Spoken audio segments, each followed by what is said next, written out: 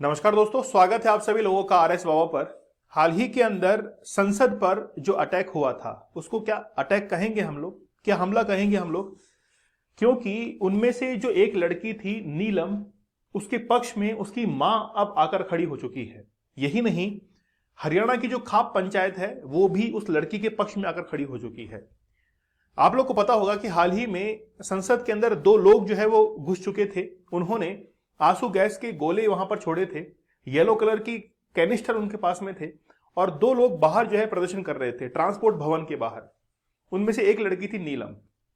अब ये पूरा घटनाक्रम जो हुआ है इसको लेकर संसद में बहुत हंगामा होता है और संसद के द्वारा यानी कि जो स्पीकर है उनके द्वारा 141 सांसदों को अब तक सस्पेंड किया जा चुका है। अब वो कौन कौन से सांसद हैं ये तो हम लोग नहीं पढ़ेंगे, लेकिन उनमें एक भी बीजेपी का सांसद नहीं है, सभी जो है विपक्षी दल के सांसद हैं। और अब जो मीटिंग होने जा रही है लोकसभा और राज्यसभा के अंदर, वहां पर सांसदों की संख्या बहुत कम पहुंच चुकी है और अब जाकर एक नया बिल जो है फाइनेंस बिल वो भी पारित होने जा रहा है। तो सबसे पहले हम लोग ये समझते हैं कि आखिरकार जो उपराष्ट्रपति हैं जगदीप धनखड़, उन्होंने ये क्यों कहा कि आपसे बड़े नेता जो है वो मेरा मजाक उड़ा रहे हैं। मैंने वो वीडियो देखा जिसमें आप लोग मिमिक्री कर रहे हैं।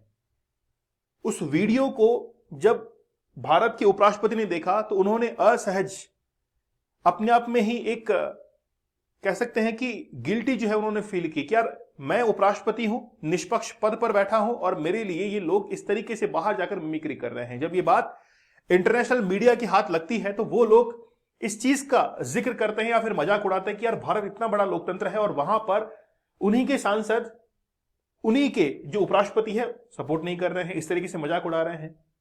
तो क्या छवि जो है वो निकल कर आएगी? देखिए, वैसे तो ये जो मिमिक्री की गई है कल्याण बनर्जी के द्वारा, ये वाकई में ठीक नहीं है, क्योंकि एक सांसद एक गरिमामय पद होता है और आप उपराष्ट्रपति का मजाक नहीं उड़ा सकते हैं। जो हुआ है वो तो गलत ही है।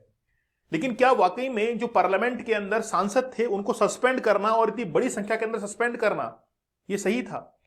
और सस्पेंड करने के बाद क्या इफेक्ट जो है अब उनकी पोजीशन पर आएगा, उसके बारे में हम लोग चर्चा करेंगे। ये जो फोटो आप लोग देख रहे हैं, राहुल गांधी यहां पर खड़े हैं जिनके हाथ में एक मोबाइल है और यह है कल्याण बनर्जी जो कि उपराष्ट्रपति की नकल, मिमिक्री जो है वो बाहर कर रहे हैं, जिस प्रकार से उपराष्ट्रपति बोलते हैं।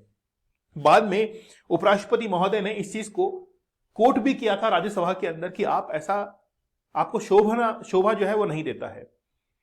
हाल ही के अंदर जो उपराष्ट्रपति है उन्होंने ट्वीट किया है और ये कहा है कि प्रधानमंत्री मोदी जो है उनसे मेरी बात हुई है और उन्होंने एक बात कही कि पिछले 20 साल से मैं जो लांछन झेल रहा था संसद के अंदर, अब वो लांछन लगना बंद हो जाएंगे और उस परंपरा को आपने तोड़ दिया है। तो मोदी जी ने साफ तौर पर उस ट्वीट के अंदर, यानी कि जो बातचीत हुई है उपराष्ट्रपति के साथ में, उसमें कहा गया है कि 20 साल से जो मैं लांछन झेल रहा था, जो निंदाएं झेल रहा था, वो परंपरा जो है वो अब जाकर टूटी है। तो मतलब उसका बदला हम लोग कह सकते हैं। ठीक है, तो ये घटनाक्रम हुआ है।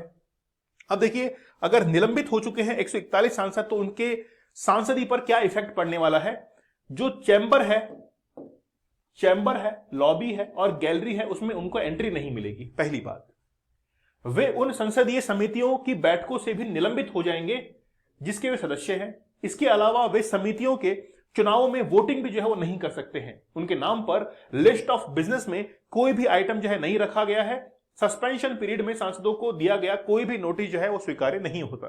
तो सांसद जो है उन्होंने या उनको कोई नोटिस दिया गया है तो वो भी स्वीकार्य नहीं होता है। अगर सांसद पूरे सत्र के लिए निलंबित होते हैं तो सस्पेंशन पीरियड के लिए डेली अलाउंसेस जो होते हैं उसके भी वो हकदार नहीं होते हैं, क्योंकि संसद सदस्य के वेतन भत्ते और पेंशन अधिनियम 1954 की धारा 2 है, सबसेक्शन है डी, उसके तहत ड्यूटी की जगह निलंबित सांसद का रहना ड्यूटी पर होना नहीं माना जाता है। मतलब जो सांसद निलंबित है और पूरे सत्र के लिए निलंबित है तो हम लोग उसको ये काउंट कर लेते हैं कि बेसिकली वो अभी जो है उपस्थित ही नहीं है। तो उपस्थित नहीं है तो सैलरी भी नहीं आएगी, अलाउंसेस भी नहीं आएंगे।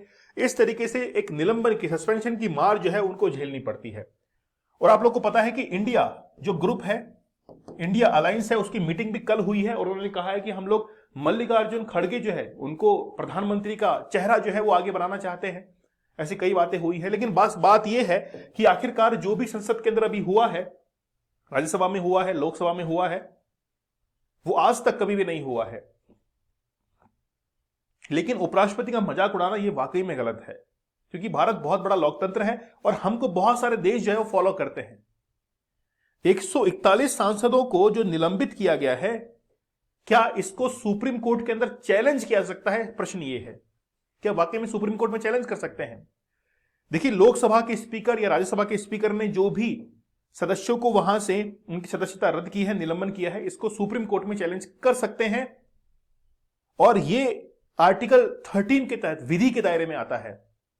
तो जो भी विधि है उसको सुप्रीम कोर्ट में चैलेंज किया सकता है। अगर वाकई में सुप्रीम कोर्ट में चैलेंज करते हैं तो देखना होगा कि सुप्रीम कोर्ट अपना क्या फैसला देता है। आज संसद की जो मीटिंग है उसमें 3 जो है वो फाइनेंस बिल पास होने वाले हैं। जैसे 1860 में बने इंडियन पीनल कोड की जगह अब भारतीय संहिता 2023 बनेगा। दूसरा, 1898 में बने सीआरपीसी की जगह अब भारतीय नागरिक संहिता सुरक्षा संहिता 2023 जो है ये उसमें संशोधन किया जाएगा, नाम में संशोधन होगा। 1872 में बने इंडियन एविडेंस कोड की जगह अब भारतीय साक्ष्य संहिता 2023 जो है उसको कहा जाएगा। तो मतलब ये 3 नाम जो है, क्योंकि ब्रिटिश काल से हम लोग फॉलो करते हुए आ रहे थे, अब उसको चेंज किया जाएगा। तो 3 विधायकों के अंदर क्या चेंजेस होने वाले देखिए। आईपीसी में 511 धाराएं हैं, अब 356 बचेंगी।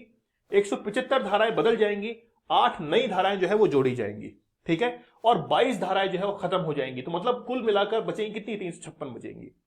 इसी तरह सीआरपीसी क्रिमिनल प्रोसीजर कोड जो होता है उसमें 533 धाराएं बचेंगी, 160 धाराएं जो है वो बदलेंगी, 9 धाराएं जुड़ेंगी और 9 जो है वो खत्म हो जाएंगी। पूछताछ से ट्रायल तक वीडियो कॉन्फ्रेंस से करने का प्रावधान होगा, जो पहले नहीं था, ठीक है। मतलब वीडियो कॉन्फ्रेंसिंग की फैसिलिटी और अवेलेबल करवाई जाएगी। सबसे बड़ा बदलाव यह है कि अब ट्रायल कोर्ट को हर फैसला अधिकतम 3 साल में देना होगा। मतलब ट्रायल कोर्ट जो है जब भी कोई फैसला देता है तो मैक्सिमम टाइम लिमिट हो चुकी है 3 साल की। देश में 5 करोड़ केस पेंडिंग है, इनमें से 4.44 करोड़ केस जो है वो ट्रायल कोर्ट के अंदर है। इसी तरह जिला अदालतों में जजों की संख्या, पदों में से इतने पद जो है वो भी खाली भी पड़े हैं। तो यहां जो है वो बदलाव होने जा रहे हैं, ठीक है। तो संसद के अंदर बहुत आमूलचूल परिवर्तन जो है वो आगे आने वाले समय में आप लोगों को देखने को मिलेंगे।